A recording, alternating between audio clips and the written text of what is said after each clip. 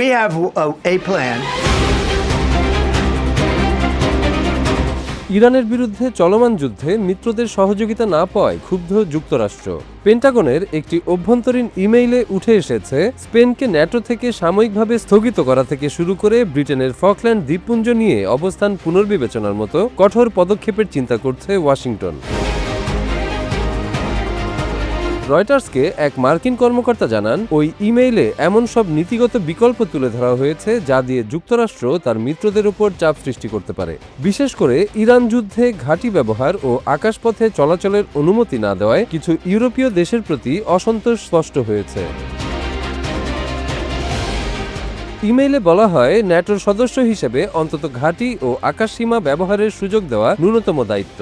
কিন্তু স্পেন সহ কয়েকটি দেশ এতে অনীহা দেখিয়েছে, ফলে তাদের কঠিন মিত্র হিসেবে বিবেচনা করে জোটের গুরুত্বপূর্ণ পদ থেকে সরিয়ে দেওয়ার কথাও ভাবা হচ্ছে।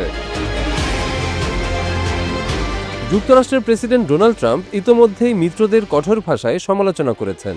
হরমুজ প্রণালী খোলার জন্য নৌবাহিনী না পাঠানোয় তিনি ন্যাটো দেশগুলোকে দুর্বল বলে আখ্যা দেন। এমনকি যুক্তরাষ্ট্র ন্যাটো থেকে বের হয়ে যেতে পারে বলেও ইঙ্গিত দেন তিনি। স্পেন স্পষ্ট জানিয়ে দিয়েছে, তারা তাদের ঘাঁটি বা আকাশসীমা ব্যবহার করে ইরানে হামলার অনুমতি দেবে না।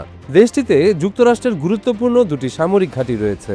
এ সিদ্ধান্তেই ওয়াশিংটনের অসন্তোষ আরও বেড়েছে বলে জানা গেছে।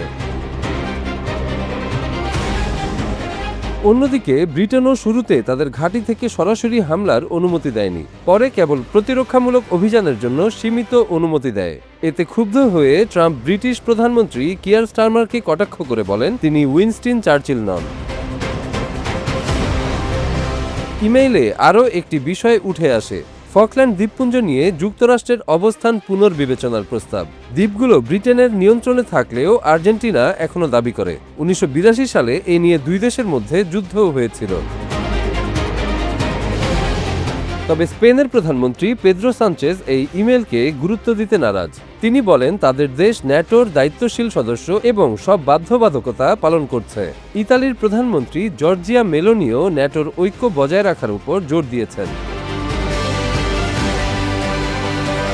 পেন্টাগনের মুখপাত্র বলেন, যুক্তরাষ্ট্র যা করেছে তার তুলনায় মিত্ররা পাশে দাঁড়ায়নি, তাই ভবিষ্যতে তারা যেন দায়িত্ব এড়িয়ে যেতে না পারে সেজন্য কার্যকর পদক্ষেপের বিকল্প রাখা হচ্ছে।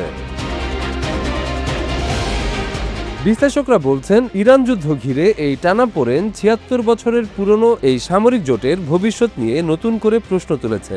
ইউরোপীয় দেশগুলো উদ্বিগ্ন, প্রয়োজনে যুক্তরাষ্ট্র আদৌ তাদের পাশে দাঁড়াবে কিনা তা নিয়েই এখন অনিশ্চয়তা বাড়ছে।